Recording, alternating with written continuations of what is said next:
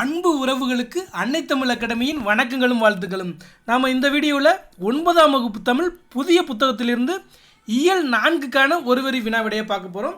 அதே சமயம் இதே பாடப்பகுதியில் முந்தைய ஆண்டுகளில் கேட்கப்பட்ட ப்ரீவியஸ் இயர் கொஸ்டினையும் பார்க்க போகிறோம். வாங்க நேரடியாக நம்ம பாடப்பகுதிக்கு செல்வோம். இதில் 9ஆம் வகுப்பு புதிய புத்தகத்தில் இயல் 4ல் என்னென்ன தலைப்புகள் கீழே நம்மளுக்கு பாடப்பகுதி இருக்குது பாருங்கள். இயந்திரங்களும் இணைய வழி பயன்பாடும், ஓ என் சமகால தோழர்களே, உயிர் வகை, விண்ணையும் சாடுவோம், வல்லினம் மிகா இடங்கள் அப்படிங்கிற பாடப்பகுதியில் தலைப்புகள் கீழே நம்மளுக்கு பாடப்பகுதி இருக்குது. அதாவது இந்த பாடப்பகுதியின் தலைப்புகளை பார்த்தாவே உங்களுக்கு தெரியும், நம்மளுடைய தமிழ் முத்தமிழாக இருக்கிறது, இயல் இசை நாடக தமிழாக இருக்கிறது. இப்போ 4வதான அறிவியல் தமிழ், அறிவியலுக்கும் தமிழுக்கும் உள்ள தொடர்பை பற்றி தான் இந்த பாடப்பகுதியில் பார்க்க போகிறோம். முழுக்க முழுக்க அறிவியல் சம்மந்தப்பட்ட தமிழ் பாடமாக தான் இது இருக்கும். வாங்க நம்ம நேரடியாக வினாவிடைக்கு செல்வோம். கேள்வி எண் 1 பாருங்க. செஸ்டர் கால்சன் எந்த ஆண்டு உலகின் முதல் ஒளிப்பெடியை எடுத்தார்? 1938. செஸ்டர் கால்சன் எந்த ஆண்டு உலகின் முதல் ஒளிப்படியை எடுத்தார்? 1938. 1959 ஒளிப்படி இயந்திரத்தை, அதாவது ஜெராக்ஸை உலகிற்கு அறிமுகப்படுத்தியவர் செஸ்டர் கால்சன்.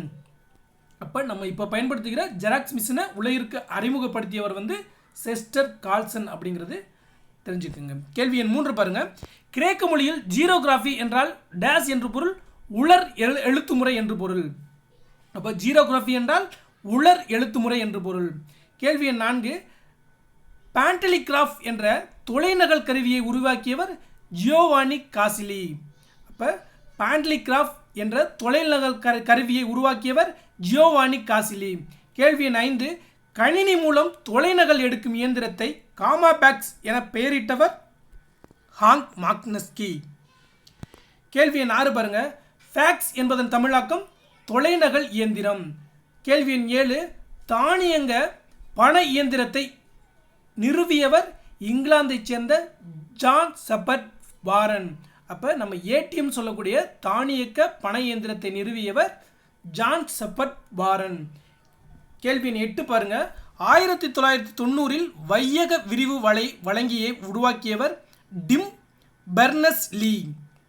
அப்போ வையக விரிவு வழங்கியை உருவாக்கியவர் டிம் பெர்னஸ்-லீ. இணையத்தில் இது இல்லையெனில் உலகத்தில் அது நடைபெறவே இல்லை என்பது யாருடைய புகழ்பெற்ற வாசகம்? டிம் பெர்னஸ்-லீ.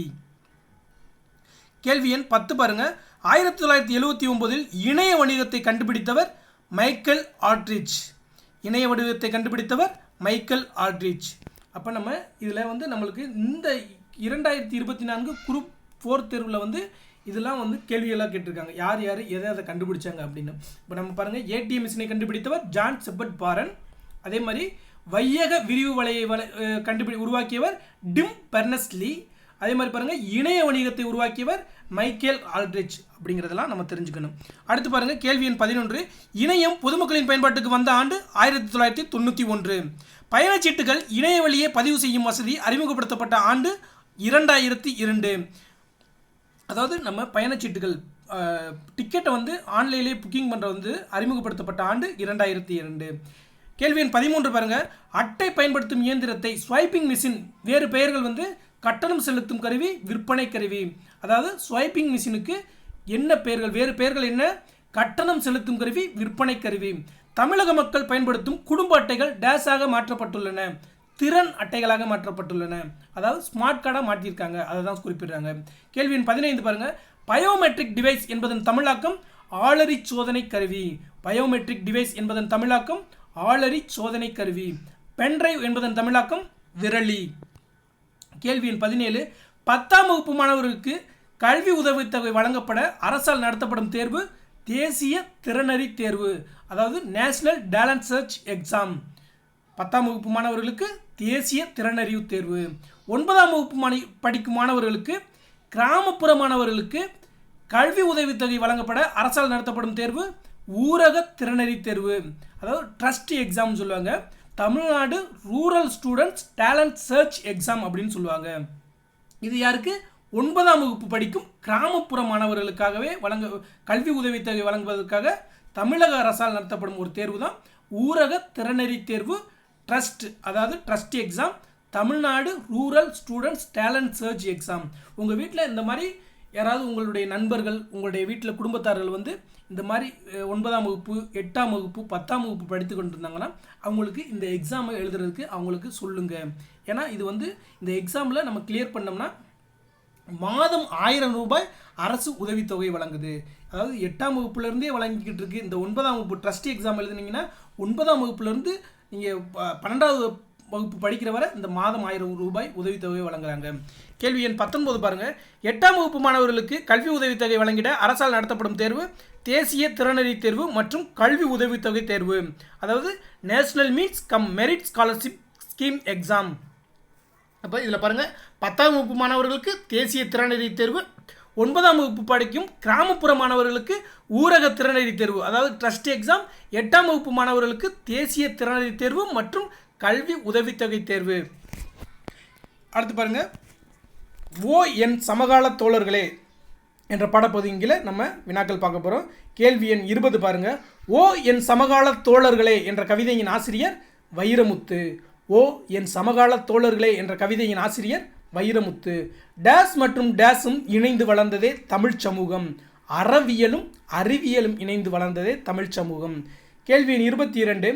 கிளிக்கு ரெக்கை இருக்கும் வரைக்கும் கிழக்கு வானம் தூரம் இல்லை, முளைக்கும் விதைகள் முளைக்க துடைத்தால் பூமி ஒன்றும் பாரமில்லை என்று பாடியவர் வைரமுத்து. கிளிக்கு ரெக்கை இருக்கும் வரைக்கும் கிழக்கு வானம் தூரம் இல்லை, முளைக்கும் விதைகள் முளைக்க துடைத்தால் பூமி ஒன்றும் பாரமில்லை என்று பாடியவர் வைரமுத்து. கேள்வி 23 பாருங்க.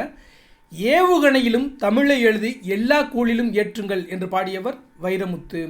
ஏவுகணையிலும் தமிழை எழுதி எல்லா கோளிலும் ஏற்றுங்கள் என்று பாடியவர் வைரமுத்து. கவிஞர் வைரமுத்து டேஸ் என்னும் ஊரில் பிறந்தவர். தேனி மாவட்டத்தில் உள்ள மெட்டூர் என்னும் ஊரில் பிறந்தவர். இந்திய அரசின் உயர்ந்த விருதுகளில் ஒன்றான டேஸ் விருதினை பெற்றவர். பத்ம பூஷன் விருதினை பெற்றவர். கேள்வி எண் 26 பாருங்க. கவிஞர் வைரமுத்து அவர்கள் எந்த நூலுக்காக சாகித்ய அகாடமி விருது பெற்றவர்? கள்ளிக்காட்டு இதிகாசம் என்ற புதினத்திற்காக. அப்போ கள்ளிக்காட்டு இதிகாசம் என்ற புதினத்திற்காக சாகித்ய அகாடமி விருது பெற்றவர் யார்? வைரமுத்து. கேள்வி எண் 27 பாருங்க. கவிஞர் வைரமுத்து அவர்கள் எந்த ஆண்டு சாகித்ய அகாடமி விருது பெற்றார்? 2003ஆம் வருடம். அப்போ கவிஞர் வைரமுத்து அவர்கள் எந்த ஆண்டு சாகித்ய அகாடமி விருது பெற்றார்? 2003ஆம் வருடம், கள்ளிக்காட்டு இதிகாசம் என்ற புதினத்திற்காக. கேள்வி எண் 28 பாருங்க. கவிஞர் வைரமுத்து இந்தியாவில் சிறந்த பாடலாசிரியருக்கான தேசிய விருதினை எத்தனை முறை பெற்றுள்ளார்? 7 முறை. தேசிய விருது 7 முறை பெற்றுள்ளார். கவிஞர் வைரமுத்து அவர்கள் மாநில அரசின் விருதினை எத்தனை முறை பெற்றுள்ளார்? 6 முறை. மாநில அரசின் விருது 6 முறை பெற்றுள்ளார். கேள்வி 30. புலவர் பாடும் புகழுடையோர் விசும்பின் வளவன் ஏவா வான ஊர்தி என்ற பாடல் இடம்பெற்றுள்ள நூல் புறநானூறு. அப்போ புலவர் பாடும் புகழுடையோர் விசும்பின் வளவன் ஏவா வான ஊர்தி என்ற பாடல் இடம்பெற்றுள்ள நூல் புறநானூறு. ஓர் எந்திர ஊர்தி இயற்றுமின் என்ற பாடல் வரி இடம்பெற்றுள்ள நூல் சீவக சிந்தாமணி. ஓர் எந்திர ஊர்தி இயற்றுமின் என்ற பாடல் இடம்பெற்றுள்ள நூல் சீவக சிந்தாமணி. அதாவது வான ஊர்தி நம்முடைய பழங்கால தமிழர்கள் பயன்படுத்தினார்கள் அப்படிங்கிற ஒரு அறிவியலுக்கும் தமிழருக்கும் உள்ள ஒற்றுமையை, தமிழர்களின் அறிவியல் புலமையை எடுத்துக்காட்டக்கூடிய வரிகள் தான் நம்ம பார்த்தோம். அப்போ நம்மளுக்கு கேட்பாங்க, விசும்பின் வளவன் ஏவா வானூர்தி என்ற பாடல் எந்த நூலில் இடம்பெற்றிருக்கு? புறநானூறு. ஓர் எந்திர ஊர்தி இயற்றுமின் என்ற பாடல் இடம்பெற்றுள்ள நூல் சீவக சிந்தாமணி. அடுத்து பாருங்கள், உயிர் வகை என்ற பாடப்பகுதியின் கீழே நம்ம வினாக்கள் பார்க்க போகிறோம். கேள்வி 32 பாருங்கள். உயிர் வகை என்ற பாடப்பகுதியின் ஆசிரியர் தொல்காப்பியர். உயிர் வகை என்ற பாடப்பகுதியின் ஆசிரியர் தொல்காப்பியர். கேள்வி 33. ஒன்றறிவதுவே உற்றறிவதுவே என்ற பாடல் இடம்பெற்றுள்ள நூல் தொல்காப்பியம். ஒன்றறிவதுவே உற்றறிவதுவே என்ற பாடல் இடம்பெற்றுள்ள நூல் தொல்காப்பியம். ஓரறிவு என்பது உற்றறிதல். அதாவது ஓரறிவு என்பது உற்றறிதல், அதாவது தொடுதல் உணர்வு அப்படின்னு சொல்லுவாங்க. இதுக்கு என்னென்ன பாருங்கள், எது எடுத்துக்காட்டு பாருங்கள். புல் மரம் என்பதெல்லாம் ஓரறிவு உடைய உயிர்கள், அதுக்கு தொடுதல் உணர்வு இருக்குது. கேள்வி 35. ஈரறிவு என்பது உற்றறிதல் மற்றும் சுவைத்தல். உற்றறிதலும் சுவைத்தலும் உள்ள உயிர்கள் ஈரறிவு உடைய உயிர்கள். அதுக்கு பாருங்கள் எடுத்துக்காட்டு சிப்பி நத்தை. இப்போ சிப்பியும் நத்தையும் ஈரறிவு உடைய உயிர்கள். மூவறிவு என்பது உற்றறிதல், சுவைத்தல், நுகர்தல். அப்போ மூவறிவு என்பது நுகர்தல் எக்ஸ்ட்ரா வருது. அப்போ உற்றறிதல், சுவைத்தல், நுகர்தல் என்பது மூவறிவு உடையது. அப்போ என்னென்ன உயிர்கள் பாருங்கள், கரையான் எறும்பு. அப்போ கரையானும் எறும்பும் மூவறிவு உடைய உயிர்கள். அடுத்து பாருங்கள், நான்கறிவு என்பது உற்றறிதல், சுவைத்தல், நுகர்தல், காணல். நான்கறிவு என்பது உற்றறிதல், சுவைத்தல், நுகர்தல், காணல். இதுக்கு எடுத்துக்காட்டு பாருங்கள் எந்தெந்த உயிர்கள்னு. நண்டு தும்பி என்பது நான்கறிவு உடைய உயிர்கள். நண்டு தும்பி என்பது நான்கறிவு உடைய உயிர்கள். ஐந்தறிவு என்பது உற்றறிதல், சுவைத்தல், நுகர்தல், காணல், கேட்டல். அப்போ ஐந்தறிவு என்பது எக்ஸ்ட்ரா நம்ம நான்கறிவோட கேட்டல், கேட்கக்கூடிய அறிவு கிடைக்குது. அப்போ அதுக்கு எடுத்துக்காட்டு பாருங்கள், பறவை, விலங்கு. அடுத்து பாருங்கள், ஆறறிவு என்பது உற்றறிதல், சுவைத்தல், நுகர்தல், காணல், கேட்டல், பகுத்தறிதல். அதாவது மனதால் பகுத்தறியக்கூடிய அறிவு உடையது தான் ஆறறிவு உடையது. அது எடுத்துக்காட்டு மனிதன். மனிதருக்கு மட்டும்தான் பகுத்தறிவு உடைய ஆற்றல் இருக்குது அப்படிங்கிறத நம்மளுடைய தொல்காப்பியர் குறிப்பிடுகிறார். நம்மளுக்கு கேள்விகள் வந்து நான் அந்த ஓரறிவு, ஈரறிவு, மூவறிவு அப்படின்னு கொடுத்துட்டு இந்த பக்கம் எந்தெந்த உயிர்கள் அப்படின்னு நம்மளுக்கு மேட்சிங்கில் கேட்பாங்க. இல்லாட்டி அந்த வரிசைப்படுத்த சொல்லுவாங்க. கேள்வி 40 பாருங்க. ஆறறிவதுவே அவற்றோடு மனனே நேரின் உணர்ந்தோர் நெறிப்படுத்தினரே என்ற பாடல் இடம்பெற்றுள்ள நூல் தொல்காப்பியம். ஆறறிவதுவே அவற்றோடு மனனே நேரிதின் உணர்ந்தோர் நெறிப்படுத்தினரே என்ற பாடல் இடம்பெற்றுள்ள நூல் தொல்காப்பியம். கேள்வி 41 பாருங்க.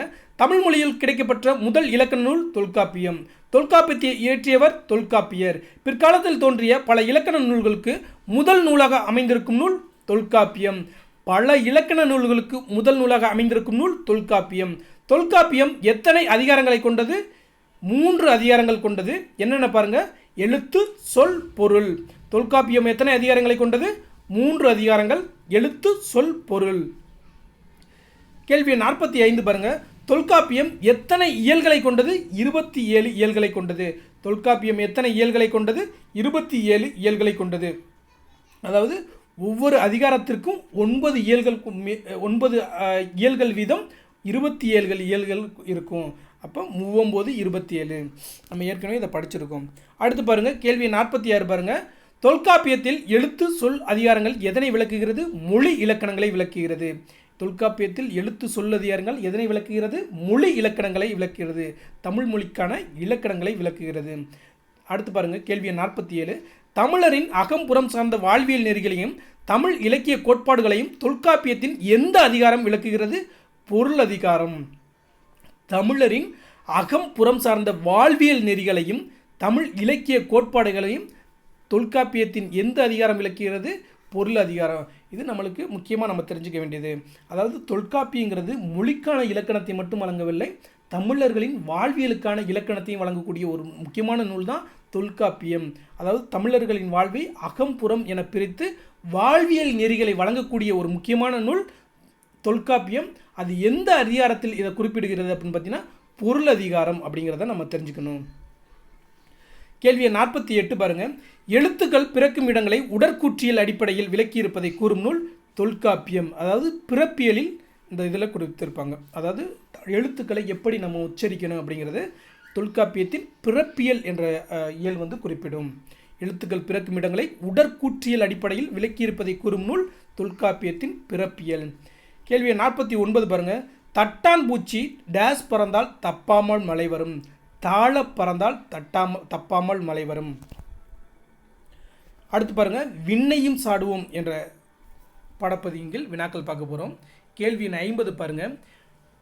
இந்திய விண்வெளி ஆராய்ச்சி நிறுவனத்தின் தலைவராக பதவியேற்றிருக்கும் முதல் தமிழர் சிவன். இந்திய விண்வெளி அதாவது இஸ்ரோ நிறுவனத்தின் தலைவராக பதவியேற்றிருக்கும் முதல் தமிழர் சிவன் அவர்கள். இஸ்ரோவின் 9வது தலைவர் சிவன் அவர்கள். இஸ்ரோவின் 9வது தலைவர் சிவன் அவர்கள். அதாவது தமிழ்நாட்டைச் சேர்ந்த முதல் தலைவர்னு பார்த்தீங்கன்னா அது சிவன் அவர்கள் அப்படிங்கிறதையும் பார்க்குறோம். கேள்வி 52 பாருங்க. சிவனின் சொந்த ஊர் நாகர்கோவில் மாவட்டம் சரக்கல்விளை.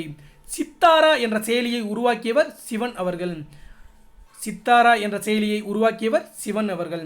இந்த சிவன் அவர்கள் ராக்கெட் மனிதர் என்று அறியப்படுகிறார். அப்போ ராக்கெட் மனிதர் என்று அழைக்கப்படுபவர் யாருன்னு கேட்பாங்க. அவர் யாருன்னு பார்த்தீங்கன்னா இந்த சிவன் அவர்கள். இது நம்மளுடைய 8ஆம் வகுப்பு சயின்ஸ் புத்தகத்தில் கொடுத்துருக்க தகவல். அப்போ நம்மளுக்கு சயின்ஸில் கூட நம்மளுக்கு ஜிஎஸ் பாடத்தில் கூட கேட்பாங்க. அப்போ ராக்கெட் மனிதர் என்று அழைக்கப்படுபவர் சிவன் அவர்கள் அப்படிங்கிறத தெரிஞ்சுக்கோங்க. கேள்வி எண் 54 பாருங்கள். சித்தாரா என்பதன் விரிவாக்கம் software for integrated trajectory analysis with real time application. அப்போ சித்தாரா என்ற செயலியை உருவாக்கியவர் சிவன். சித்தாரா என்பதன் விரிவாக்கம் அப்படி என்னன்னு பார்த்தாச்சு. அடுத்து பாருங்கள். கேள்வி 55. செயற்கைக்கோள் ஏவு ஊர்தி பற்றிய முழு விவரங்களையும் மின்னிலக்க முறையில் சேகரிக்கும் செயலி சித்தாரா. செயற்கைக்கோள் ஏவு ஊர்தி பற்றிய முழு விவரங்களையும் மின்னிலக்க முறையில் சேகரிக்கும் செயலி தான் சித்தாரா. கடல் பயணத்திற்காக உருவாக்கிய செயலி நேவிக். அதாவது இஸ்ரோ நிறுவனம் கடல் பயணத்திற்காக உருவாக்கிய செயலி நேவிக். இந்திய விண்வெளி திட்டத்தின் தந்தை என அழைக்கப்படுபவர் விக்ரம் சாராபாய். இந்திய விண்வெளி திட்டத்தின் தந்தை என அழைக்கப்படுபவர் விக்ரம் சாராபாய். ஆரியப்பட்டா என்ற முதல் செயற்கைக்கோள் ஏவுதலுக்கு காரணமானவர் விக்ரம் சாராபாய். அப்போ இந்தியாவின் முதல் செயற்கைக்கோள் எதுன்னு பார்த்தீங்கன்னா ஆரியப்பட்டா. 1975ஆம் ஆண்டு இதை ஏவியிருப்பாங்க. அப்போ இந்த ஆரியப்பட்டா ஏவுதலுக்கு முக்கிய காரணமாக இருந்தவர் தான் இந்த விக்ரம் சாராபாய். அதனால தான் அவரை நம்ம இந்திய விண்வெளி திட்டத்தின் தந்தை என்று அழைக்கிறோம். அப்போ பாருங்கள், ஆரியப்பட்டா என்ற முதல் செயற்கைக்கோள் ஏவுதலுக்கு காரணமானவர் இந்திய விண்வெளி திட்டத்தின் தந்தை என்று அழைக்கப்படுகிற விக்ரம் சாராபாய். கேள்வி 59 பாருங்கள். செயற்கைக்கோள் உதவியுடன் தொலைக்காட்சி வழியாக 24,000 இந்திய கிராமங்களில் உள்ள 50 லட்சம் மக்களுக்கு கல்வியை எடுத்துச் செல்ல உதவியவர் விக்ரம் சாராபாய். கேள்வி 60 பாருங்கள். விக்ரம் சாராபாய் விண்வெளி மையம் எங்கு செயல்பட்டு வருகிறது? திருவனந்தபுரம். விக்ரம் சாராபாய் விண்வெளி மையம் எங்கு செயல்பட்டு வருகிறது? திருவனந்தபுரம். யாருடைய முயற்சியால் இஸ்ரோ தொடங்கப்பட்டது? விக்ரம் சாராபாய். யாருடைய முயற்சியால் இஸ்ரோ தொடங்கப்பட்டது? விக்ரம் சாராபாய். 1969ஆம் ஆண்டு இந்த இஸ்ரோ நிறுவனம் தொடங்கியிருப்பாங்க. நம்மளுக்கு கேள்விகள் சயின்ஸ் அண்ட் டெக்கில் கூட கேட்பாங்க. அப்போ 1969ஆம் ஆண்டு இந்த இஸ்ரோ நிறுவனம் விக்ரம் சாராபாய் அவர்களின் முயற்சியால் தொடங்கப்பட்டது அப்படிங்கிறத தெரிஞ்சு வச்சுக்கோங்க. கேள்வி எண் 62 பாருங்கள். இந்திய ஏவுகணை நாயகன் என்று போற்றப்படுபவர் அப்துல் கலாம். இந்திய ஏவுகணை நாயகன் என்று போற்றப்படுபவர் அப்துல் கலாம். அப்போ கேள்வி எண் 63 பாருங்கள். அப்துல் கலாம் அவர்கள் பிறந்த ஊர் ராமேஸ்வரம். 2015 தமிழ்நாடு அரசின் அப்துல் கலாம் விருதை பெற்ற முதல் அறிவியல் அறிஞர் வளர்மதி. அப்போ தமிழ்நாடு அரசு அப்துல் கலாம் விருதுன்னு ஒன்று கொடுக்குறாங்க. அந்த விருதை பெற்ற முதல் அறிவியல் அறிஞர் யாருன்னு கேட்குறாங்க? வளர்மதி அவர்கள். அறிவியல் அறிஞர் வளர்மதி அவர்கள் பிறந்த ஊர் அரியலூர். கேள்வி எண் 66 பாருங்கள். 2012 உள்நாட்டிலேயே உருவான ரேடார் இமேஜிங் செயற்கைக்கோள், அதாவது ரிசாட்-1 திட்டத்தின் இயக்குநராக பணியாற்றியவர் அறிவியல் அறிஞர் வளர்மதி அவர்கள். அப்போ 2012 உள்நாட்டிலேயே உருவான முதல் ரேடார் எதுன்னு கேட்பாங்க. அது ரிசாட்-1 அப்படின்னு சொல்லணும். அப்போ இந்த ரிசாட்-1 திட்டத்தின் இயக்குநராக பணியாற்றியவர் யாருன்னு கேட்பாங்க? அறிவியல் அறிஞர் வளர்மதி அவர்கள். இஸ்ரோவின் செயற்கைக்கோள் திட்ட இயக்குநராக பணியாற்றிய 2வது பெண் அறிவியல் அறிஞர் வளர்மதி அவர்கள். இந்திய விண்வெளி ஆய்வு மையத்தின் அறிவியலாளரும் திட்ட இயக்குநருமான அருணன் சுப்பையா எந்த ஊரை சேர்ந்தவர்? திருநெல்வேலி மாவட்டத்தின் ஏர்வாடி அருகே உள்ள கோதைச்சேரி. 2013 மங்கள்யான் செயற்கைக்கோளை உருவாக்கிய இந்தியாவில் செவ்வாய் சுற்றுகலன் திட்டத்தின் திட்ட இயக்குநராக பணியாற்றியவர் அருணன் சுப்பையா.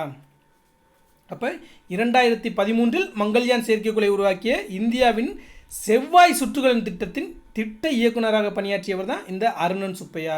இப்போ ரிசாட் திட்டத்தின் இயக்குநராக அறிவியல் அறிஞர் வளர்மதி இருந்திருக்காங்க. அப்போ மங்கள்யான் திட்டத்தின் திட்ட இயக்குநராக அருணன் சுப்பையா இருந்திருக்கிறாங்க. அடுத்து பாருங்கள். கேள்வி எண் 70. இளைய கலாம் என அழைக்கப்படுபவர் மயில்சாமி அண்ணாதுரை. கையருகே நிலா என்ற நூலை எழுதியவர் மயில்சாமி அண்ணாதுரை. கையருகே நிலா என்ற நூலை எழுதியவர் மயில்சாமி அண்ணாதுரை. மயில்சாமி அண்ணாதுரை எந்த மாவட்டத்தைச் சேர்ந்தவர்? கோவை மாவட்டம் கோதாவாடி என்ற ஊரைச் சேர்ந்தவர். சந்திராயன்-1 திட்டத்தின் திட்ட இயக்குனர் மயில்சாமி அண்ணாதுரை. சந்திராயன்-1 திட்டத்தின் திட்ட இயக்குனர் Mylswamy Annadurai. Sir C V Raman நினைவு அறிவியல் விருதை பெற்றவர் மயில்சாமி அண்ணாதுரை. மயில்சாமி அண்ணாதுரை பெற்ற முனைவர் பட்டங்கள் 5. அதாவது மயில்சாமி அண்ணாதுரை அவர்கள் 5 முனைவர் பட்டங்கள் பெற்றிருக்கிறார். இந்தியாவின் முதல் செயற்கைக்கோள் ஆரியப்பட்டா. இந்தியாவின் முதல் செயற்கைக்கோள் ஆரியப்பட்டா 1975ஆம் ஆண்டு நம்ம இதை ஏவியிருப்போம். அடுத்து பாருங்கள், கேள்வி எண் 77. எந்த ஆண்டு முதலில் PSLV திட்டத்தை தொடங்க அரசாங்கம் இசைவு தந்தது? 1983. மயில்சாமி அண்ணாதுரை இஸ்ரோவில் பணியில் சேர்ந்த ஆண்டு 1982. இதுவரை இந்தியாவுக்காக செலுத்தப்பட்டுள்ள செயற்கைக்கோள்கள் 45க்கு மேல். இதெல்லாம் புத்தகத்தில் உள்ள வினாக்கள். இதே மாதிரியே நம்ம முக்கியமாக கரண்ட் அஃபேர்ஸில் இது சம்மந்தப்பட்ட ஒரு சில வினாக்கள் பார்த்துக்கலாமா? நம்ம சந்திராயன் திட்டத்தை ஏவிய ஆண்டு 2008. அப்போ சந்திராயன் திட்டத்தின் திட்ட இயக்குனராக இருந்தவர் யாருன்னு பார்த்தீங்கன்னா மயில்சாமி அண்ணாதுரை. அடுத்து பாருங்கள், இரண்டாவது 2013ஆம் ஆண்டு மங்கள்யான் 1 என்ற திட்டத்தை நம்ம செயல்படுத்தியிருப்போம். அதனுடைய திட்ட இயக்குனராக இருந்தவர் தான் அருணன் சுப்பையா.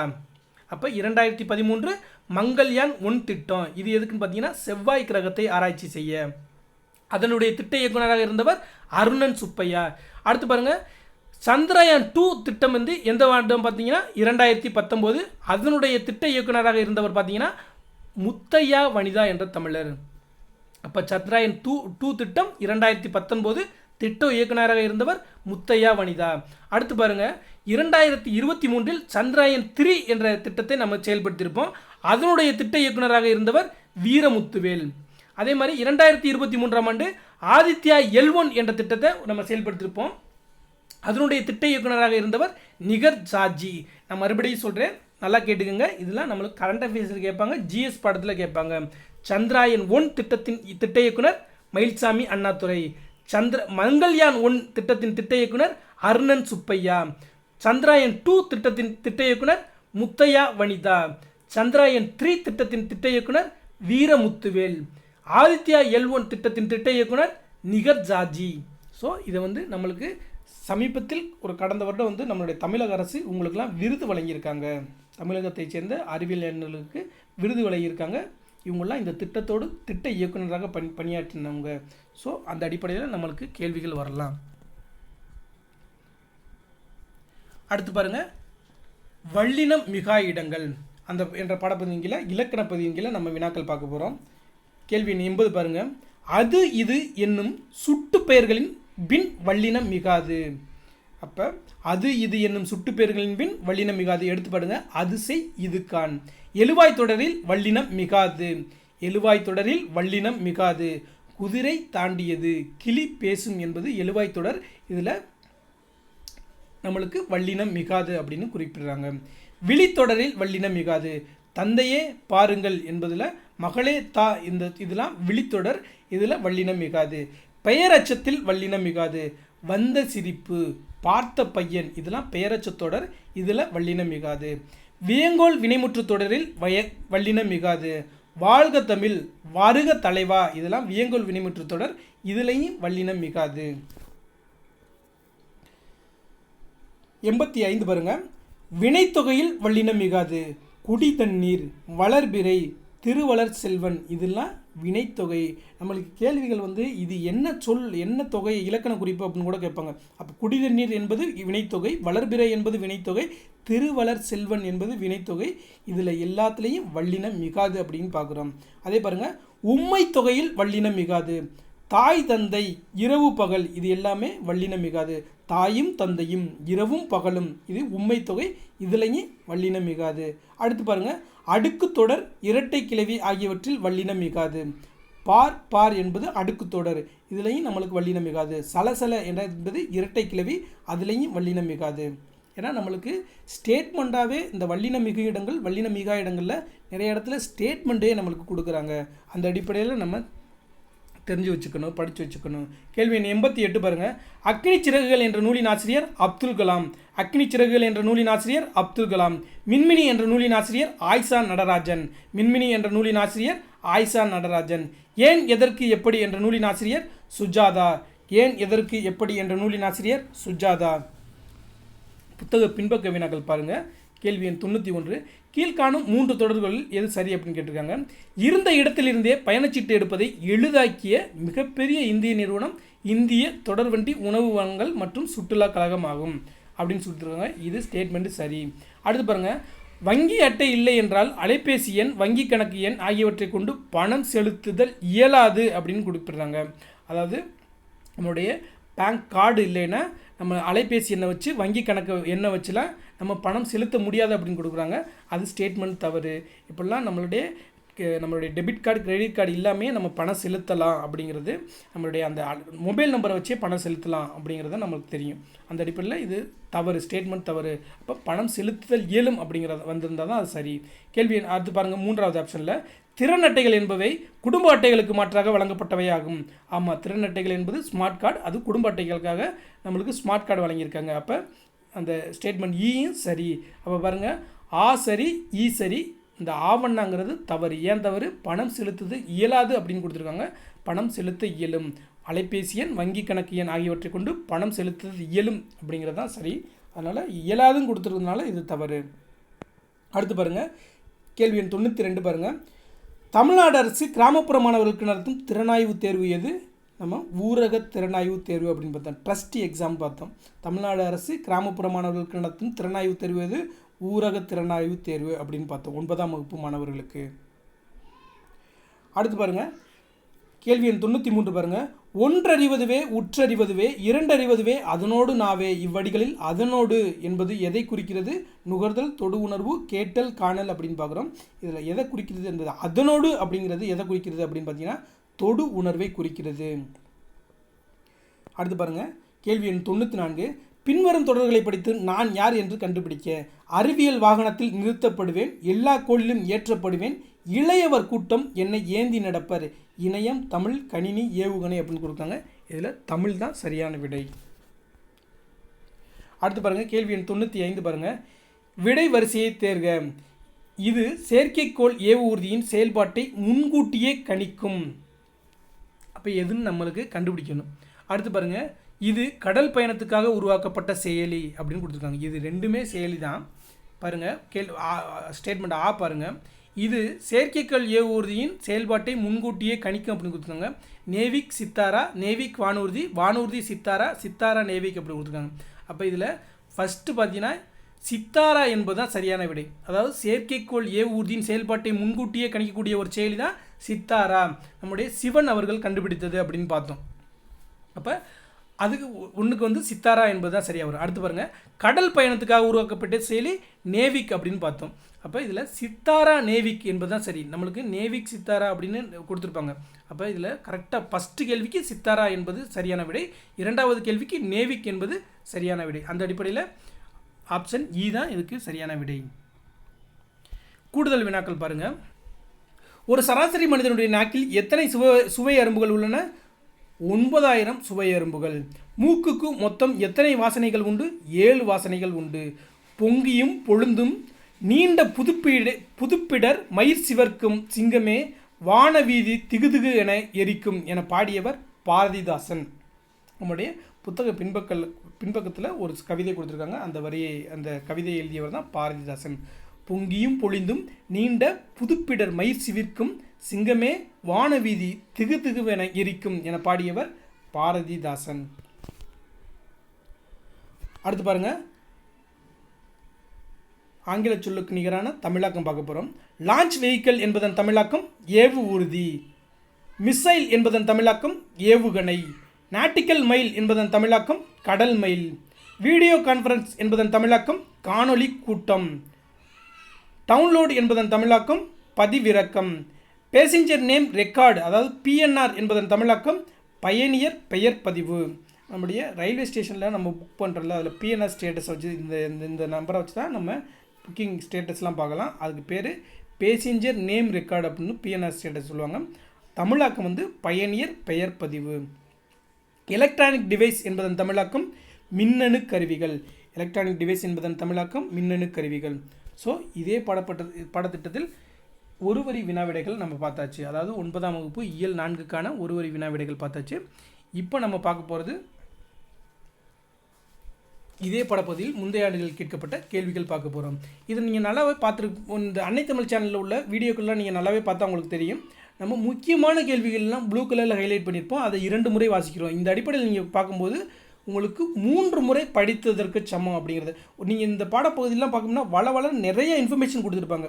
அப்போ எது கேள்விகள் அப்படி கேள்விகளாக வரக்கூடியது அப்படின்னா நம்ம பார்த்து முந்தைய ஆண்டுகள் கேட்கப்பட்ட கேள்விகளெல்லாம் நம்ம அதெல்லாம் அனலைஸ் பண்ணி உங்களுக்கு கேள்விகளாக கொடுக்குறோம். இது உங்களுக்கு எளிமையாகவும் தெளிவாகவும் குறைவான நேரத்தில் படிக்கிறதுக்கு உங்களுக்கு ரொம்ப உதவியாக இருக்கும். அதாவது வீட்டில் இருந்தே படிக்கிறவங்களுக்கு, வேலை பார்த்துட்டு ஃப்ரீயாக இருக்கிற நேரத்தில் படிக்கிறவங்களுக்கு, இல்லை வீட்டில் இருந்து படிச்சுட்டு டெஸ்ட் பேஜ் போடுறவங்களுக்கு, ஆல்ரெடி படிச்சுட்டு ரிவிஷன் பண்ணுறவங்களுக்குலாம் இந்த வீடியோக்கள் மிக மிக பயனுள்ளதாக இருக்கும். ஸோ இந்த வீடியோக்கள் உங்களுக்கு பிடிச்சிருந்தா லைக் பண்ணுங்கள். ஏன்னா நீங்கள் பண்ணக்கூடிய ஒவ்வொரு லைக்குமே இந்த வீடியோக்களை பல பேருக்கு வீட்டிலேருந்தே படிக்கிறவங்களுக்கு நிறைய பேருக்கு எடுத்து செல்ல உதவியாக இருக்கும். அதே மாதிரி இது போன்ற வீடியோக்களை தொடர்ச்சியாக அன்னை தமிழ் சேனலை சப்ஸ்கிரைப் பண்ணுங்கள். உங்கள் நண்பர்களுக்கு மறக்காமல் ஷேர் பண்ணுங்கள். வாங்க இதில் பொறுத்துகளில் பார்க்கலாம். ப்ரீவியஸ் இயர் கொஸ்டினில் இது இந்த ஆண்டு 2024 குரூப் 4 தேர்வில் கேட்கப்பட்ட கேள்வி பாருங்கள். அலெக்சாண்டர் பெயின், ஹாங் மாக்னஸ்கி, ஜான் செப்பர்ட் பாரன், மைக்கேல் ஆல்ட்ரிச் இவங்கெல்லாம் பார்த்தோம். இவங்கெல்லாம் என்னென்ன கண்டுபிடிச்சாங்க அப்படிங்கிறத நம்ம பொறுத்துக்கணும். அப்போ பாருங்கள், அலெக்சாண்டர் பெயின் குறியீடுகளை மின்னாற்றலுடன் அச்சிடுதல். அலெக்சாண்டர் பெயின் என்ன கண்டுபிடிச்சாரு? குறியீடுகளை மின்னாற்றலுடன் அச்சிடுதல் அந்த முறையை கண்டுபிடிச்சார். அடுத்து பாருங்கள், ஹாங் மாக்னஸ்கி அவர் என்ன கண்டுபிடிச்சிருக்காரு? கணினி மூலம் தொலைநகல் எடுக்கும் இயந்திரத்தை கண்டுபிடிச்சவர் தான் நம்முடைய ஹாங் மாக்னஸ்கி. அடுத்து பாருங்கள், ஜான் செப்பர்ட் பாரம் என்ன கண்டுபிடிச்சாரு?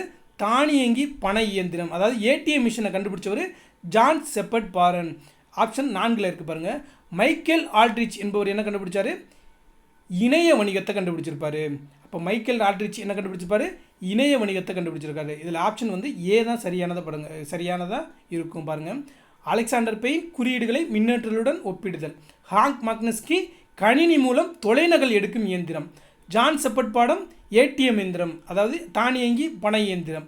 அடுத்து பாருங்கள், மைக்கேல் ஆல்ட்ரிச் என்பவர் இணைய வணிகத்தை ஆன்லைன் ஷாப்பிங் இதை கண்டுபிடிச்சவர் தான் மைக்கேல் ஆல்ட்ரிச். இதுக்கு ஆப்ஷன் ஏ தான் சரியான விடை. அடுத்து பாருங்கள், வளவன் ஏவா வானூர்தி எனும் பாடல் இடம்பெற்றுள்ள நூல் அகநானூறு, ஐங்குறுநூறு, புறநானூறு, குறுந்தகை இப்படின்னு கொடுத்துருக்காங்க. புறநானூறு தான் சரியான விடை.